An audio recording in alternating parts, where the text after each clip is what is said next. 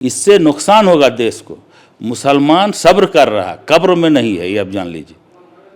आप डिस्टर्ब करना चाहिए, फिर ही रोड में आएगा, मारकाट होगा, फिर देश बर्बाद होगा। अच्छा, ये सब जो नेता बोल रहे हैं वो क्या हमारे जो नेता हैं, माननीय मुख्यमंत्री हेमंत सोरेन जी, उसके बराबर हैं का हैं क्या? उस सबका कोई वैल्यू है क्या? चाहे अमर बाबरी रहे, अपने हारा, ठीक है।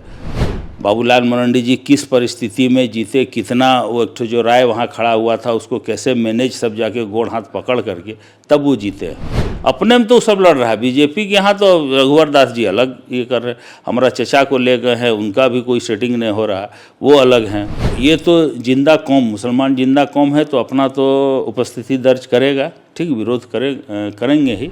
देखिए, मुसलमान सीने में कुरान और हाथ में संविधान रख के चलता है। वक्फ बोर्ड में जो संशोधन हुआ है उसके खिलाफ पूरे देश भर में मुस्लिम समुदाय के लोग प्रोटेस्ट कर रहे हैं। इसको संविधान के खिलाफ और धार्मिक भावनाओं के विपरीत बता रहे हैं। लेकिन बंगाल का हिस्सा ऐसा हुआ है जहां पे इस विरोध ने कुछ दूसरा रूप ले लिया है और वहां 3 लोगों की हत्या हो गई है, 15 से ज़्यादा पुलिसकर्मी घायल हैं। हालत ये हुआ कि हाई कोर्ट ने वहाँ बीएसएफ के साथ केंद्रीय सुरक्षा बलों को तैनात कर दिया है। बीजेपी इंडिया अलायंस के तमाम जो घटक दल हैं उसको इसके लिए जिम्मेदार मानती है। कहती है तुष्टीकरण की राजनीति को ज़्यादा बढ़ावा देने से यही परिणाम सामने आएगा। हमारे साथ झारखंड के अल्पसंख्यक मंत्री हफीजुल हसन जी हैं। हफीजुल जी, ये जो बंगाल में हुआ वक्फ बोर्ड को लेकर जो बिल लाया है केंद्र सरकार ने, उसमें संशोधन कर दिया। बीजेपी कह रही है कि ये मामला तो कोर्ट में चला ही गया है, तो फिर प्रोटेस्ट तो संवैधानिक तौर पे होना चाहिए। लेकिन बंगाल में हिंदुओं को मारा जा रहा है, उनको भगाया जा रहा है। मुर्शिदाबाद और आसपास के जो ज़िले हैं वहाँ से बताया जा रहा है। देखिए, केंद्र सरकार यही चाह रही थी, जो हो रहा है उसका मानसा मुसलमानों को फ़ायदा पहुंचाने का नहीं है। मुसलमान को आधा घंटा रोड नहीं देता है ईद और बकरीद में। अभी यूपी में आप देखे होंगे कि रोड में कोई आप नमाज नहीं पढ़ सकते, अपना छत में नमाज नहीं पढ़ सकते, वो मुसलमान का क्या भलाई करेगा?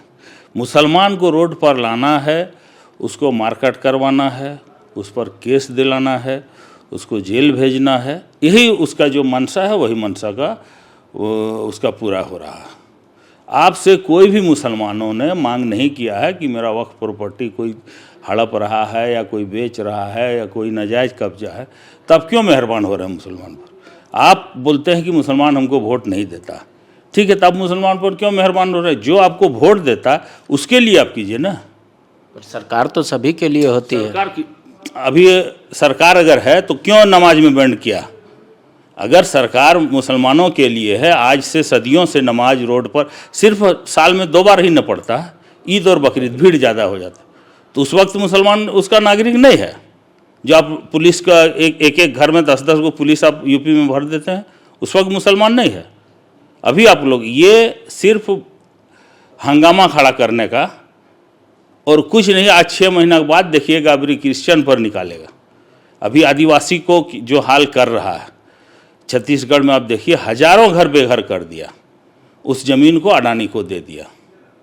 इसको फ़ायदा पहुंचाने का नहीं, आप दीजिए ना, स्कॉलरशिप दीजिए ना, एमएसडीपी योजना का पैसा दीजिए ना, आप पैसा नहीं दे रहे हैं।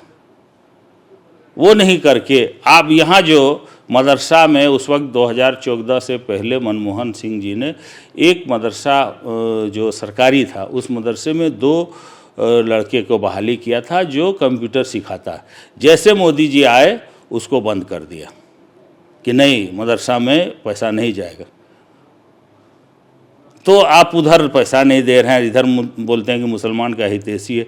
अच्छा, बीजेपी के लोग या हिंदू भाई लोग को क्या मतलब है वक्फ बोर्ड से? क्या मतलब है वक्फ बोर्ड की ज़मीन से? वो आके कूद रहे हैं।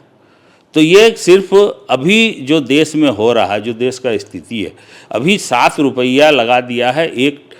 आप अगर बैलेंस देखना चाहते हैं, बैंक से अपना स्टेटमेंट देखना चाहते हैं, 7 रुपया एक ट्रांजैक्शन में 19 रुपया लगा दिया।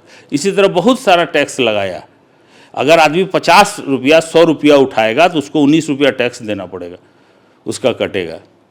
ये महंगाई और बढ़ते जा रहा है, भ्रष्टाचार और बढ़ते जा रहा है। कहीं आप मेरे यहाँ एम्स खोल दिया है, उसमें ओपीडी खाली है और न बेड है, न वहाँ ऑपरेशन हो रहा, न कुछ हो रहा।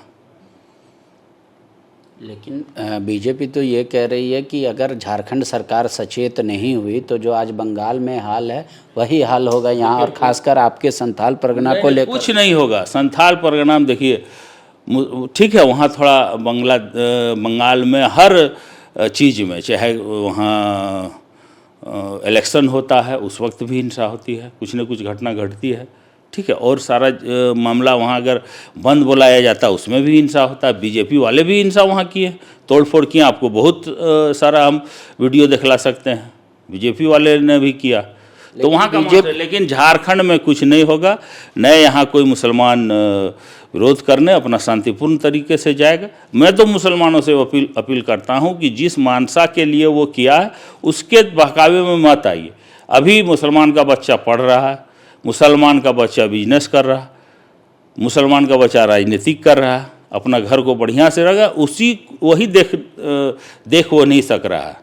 बीजेपी गवर्नमेंट, केंद्र सरकार देख नहीं सक रहा, इसीलिए इस तरह के ला करके कि मुसलमान को रोड पर लाओ, मुसलमान पर आएगा तो वो जज्बाती कौम है, कहीं न कहीं गलती करेगा ही, करेगा उसको जेल में डालो और डिस्टर्ब करो। लेकिन वहाँ जो शुभेंदु अधिकारी हैं वो कोर्ट का धन्यवाद दे रहे हैं कि ममता बनर्जी की सरकार ने जानबूझ को पुलिस को अपंगु बना दिया है, इसलिए अर्धसैनिक बल और बीएसएफ को उतार के अच्छा काम को 10 से 20 वीडियो में दिखला सकता हूँ कि बीजेपी वाले ने भी वहाँ दंगा किया, 20 वीडियो में दिखला सकता हूँ। वहाँ के लिए ने, मैं झारखंड का मंत्री हूँ, झारखंड का राजनीति करता हूँ, झारखंड देखता हूँ।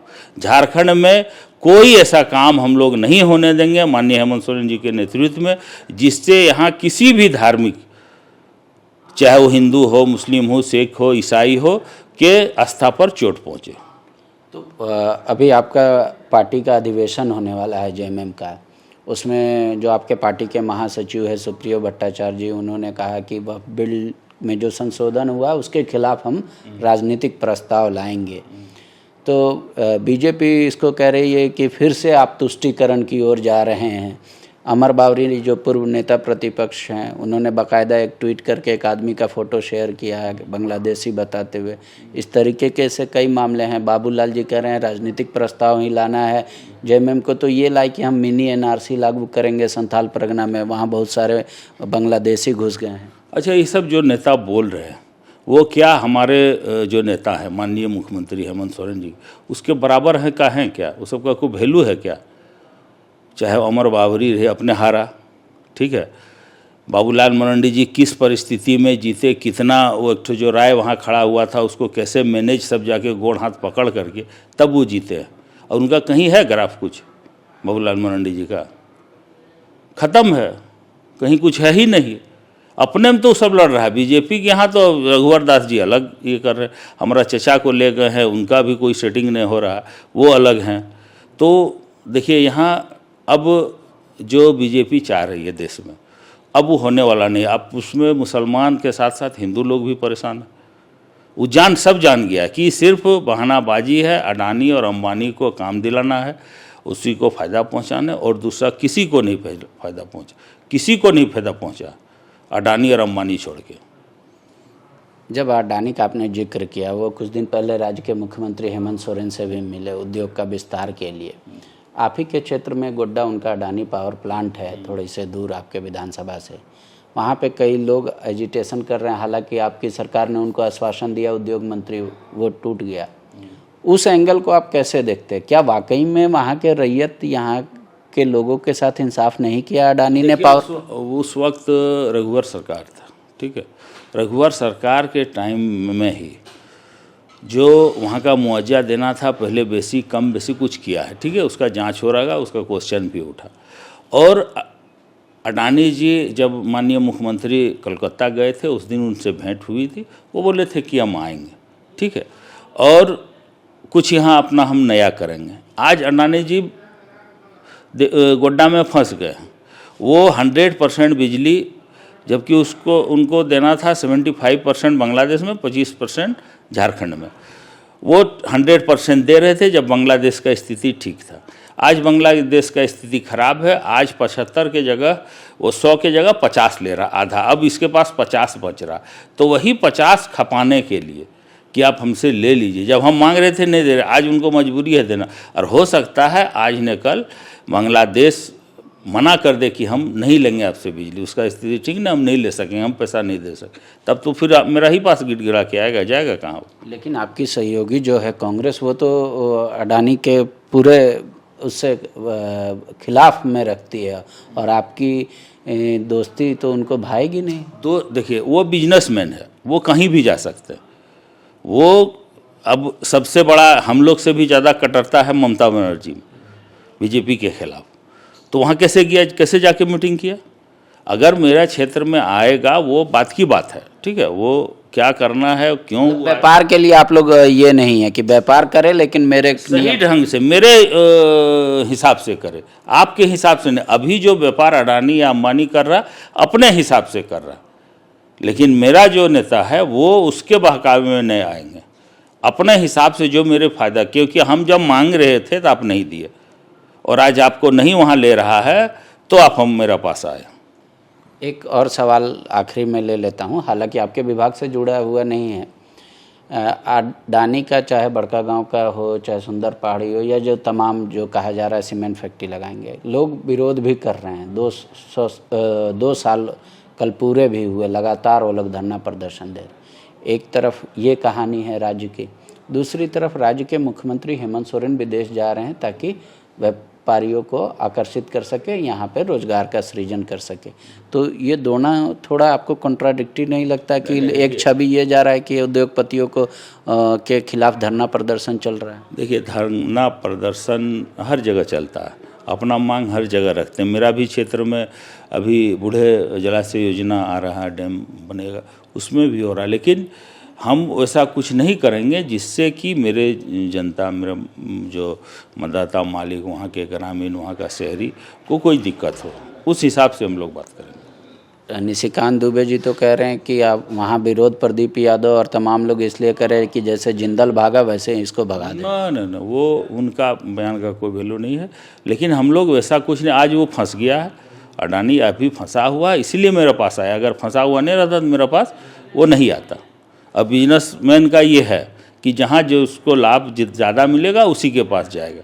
बिजनेसमैन का कोई जात नहीं होता है कि इस जात का है इसके जाएं। जहाँ उनको ज़रूरत पड़ेगा, कि जहाँ चाहे वो बीजेपी गवर्नमेंट हो, कांग्रेस गवर्नमेंट हो, सीपीआई गवर्नमेंट हो, जेएमएम गवर्नमेंट हो, जहाँ जिस तरह होता है वहाँ वो करते हैं। आप अल्पसंख्यक मंत्री हैं, आज भी राजभवन के सामने वह बिल को लेकर जो संशोधन हुआ उसके खिलाफ एक अच्छी खासी आबादी ने एजिटेशन किया। पूरे राज्य के खासकर मुसलमान समुदाय के लोगों को क्या मैसेज देंगे, और आप बीजेपी को? देखिए, ये तो जिंदा कौम, मुसलमान जिंदा कौम है, तो अपना तो उपस्थिति दर्ज करेगा, ठीक, विरोध करेंगे ही। ये विरोध लेकिन शांतिपूर्ण तरीके से करे, ठीक है। लेकिन मैं जो झारखंड के मंत्री होने के नाते मैं सभी को ये बोलता हूँ कि आपका 1 इंची ज़मीन इधर से उधर नहीं होगा, नहीं आपका कानून में कुछ फेरबदल होगा। देखिए, मुसलमान सीने में कुरान और हाथ में संविधान रख के चलता है, ये आप जान लीजिए। लेकिन बीजेपी कह रही है कि मामला तो एआईएम कोर्ट ले गई है, कांग्रेस कोर्ट ले गई है, तो कोर्ट को डिसाइड करने दीजिए। कोर्ट को डिसाइड करने दीजिए, क्या करेगा कोर्ट, उससे हमको मतलब नहीं है। जो मेरा अभी 3 तलाक वाला मामला आया, किया ना, कोई किसी मुस्लिम महिलाओं ने मांग नहीं किया था, लेकिन कहाँ गया 3 तलाक? कौन मानता? हम शरीयत से चलते हैं ना। हम, मेरा नमाज कैसे पढ़ना है, कैसे हम शरीयत रसूल के तरह के नक्शे कदम में चलना है, वो हम अपना चल रहे हैं। संविधान भी मानते हैं हम, संविधान से जो है उसको मानते हैं। आज आप संविधान देखिएगा, मैं अभी सोच रहा था, तो जो हमारे हजूर सल्लल्लाहु अलैहि वसल्लम जो अपने ज़माने में जिस तरह चल रहे थे, जब सबको लेके, सबको एक समान ले करके, चाहे हिंदू है मुस्लिम है, उस वक्त तो ईसाई थे, यहूदी थे, हिंदू तो उस वक्त तो उधर नहीं थे, या कुछ होंगे, लेकिन सबको लेके चलते थे। आज वही आप अगर संविधान उठाइएगा, देखिएगा, तो बहुत चीज़ ऐसा मिलेगा क्योंकि हमारे जो बाबा साहब अम्बेडकर 17 भाषा के ज्ञानी थे, उनसे बड़ा ज्ञान दुनिया में आज तक नहीं कोई हुआ। तो वो मेरे हिसाब से वो कुरान शरीफ भी पढ़े होंगे और भी बाइबल भी पढ़े होंगे, रामायण भी पढ़े होंगे, सारा चीज़ पढ़ के तब वो किए। लेकिन बीजेपी इसी बात को तो इशू बनाती है, कहती एक देश एक संविधान एक निशान, ये फॉर्मेट चला, मतलब वो यूनिफॉर्म सिविल कोड की बात करते हैं। नहीं, आप उसको पूछिए कि एगो पंडित, अभी आप देखे होंगे तिल संक्रांत पहले एक दिन में होता था, अब 2 दिन हो गया। कौन किया बतलाइए? पंडित ही जी ने टाइम निकाले। ये विश्वकर्मा पूजा वो 2 दिन हो गया, कहीं कहीं अभी 2 दिन हो जाता है कि इतना बजे घुसेगा इतना। तो सबका अपना आस्था है, सब अपना मानते हैं, उसी हिसाब से चलेंगे। मतलब आपको लगता है कि जो खासकर धार्मिक भावना है, पर्सनल लॉ बोर्ड, उसमें किसी भी सरकार को हस्तक्षेप नहीं करना चाहिए। इससे नुकसान है, इससे नुकसान होगा देश को। मुसलमान सब्र कर रहा, कब्र में नहीं है, ये आप जान लीजिए। आप डिस्टर्ब करना चाहिए, फिर रोड में आएगा, मारकाट होगा, फिर देश बर्बाद होगा। उस देश को बर्बाद करने की तरफ ले जा रहा। अभी शांति साहब को ज़रूरत ही नहीं था उस मुद्दे को, आपसे ने कोई मांग किया, इस नया मुद्दा को लेके देश को बर्बाद करने में लगे। आज मान लीजिए कि दिन भर में 1000 लोग मुस्लिम समुदाय के लोग धरना दिए होंगे, तो एक दिन तो उसका मार किया ना। जीवन का एक दिन आपका क्योंकि में चल गया धरना प्रदर्शन में, ख़त्म, आप डिस्टर्ब किए। वही मनसा है आज बंगाल में जो हो रहा, तो वहाँ बंगाल के जो लोग होते हैं, मुर्शिदाबाद है जिधर के मेहनती हो, आज वो रोड पर आया तो डिस्टर्ब तो वो भी हो गया। अभी वहाँ पुलिस BSF कैंप करेगा, मारेगा, पीटेगा, ये करेगा, वो करेगा। तो यही बीजेपी चाह रही है कि मुसलमान अपना काम धंधा छोड़ करके, अपना पढ़ाई लिखाई छोड़ करके रोड पर आए और हमसे उलझे, हम उस पर केस करेंगे, उसको जेल भेजेंगे, उसको बर्बाद करेंगे।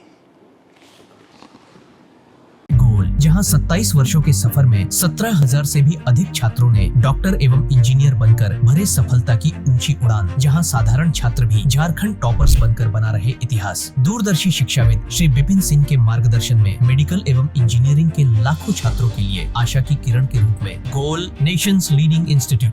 बायोम सिर्फ मेडिकल प्रिपरेशन का संस्थान। बायोम से लगातार दूसरी बार नीट यूजी में 700 मार्क्स पार। 10th पास स्टूडेंट्स के लिए फाउंडेशन कोर्स, 11th पास स्टूडेंट्स के लिए फ्रेशर कोर्स और 12th पास स्टूडेंट्स के लिए टारगेट कोर्स 17 अप्रैल से शुरू हो रहे हैं। कॉल 7360066190 और विजिट बायोम, circular road near women's college and Hinoo, Ranchi. thefollowup.in. Like, share and subscribe. www.thefollowup.in